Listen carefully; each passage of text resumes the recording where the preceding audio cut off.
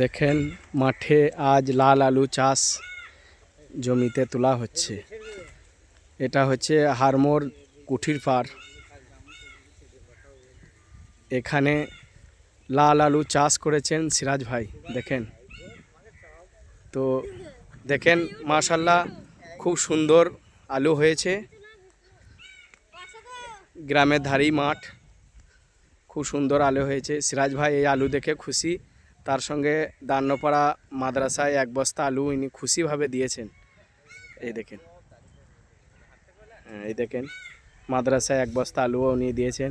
এই দেখেন চাচা বললেন যে আলু খুব সুন্দর লাগছে, একটা ছবি তুলুন। তো সেই জন্য একটা ছবি তুললাম, আপনারা একটু সকলে দেখবেন। চাষি হচ্ছে সিরাজ ভাই, কুঠির পাড়।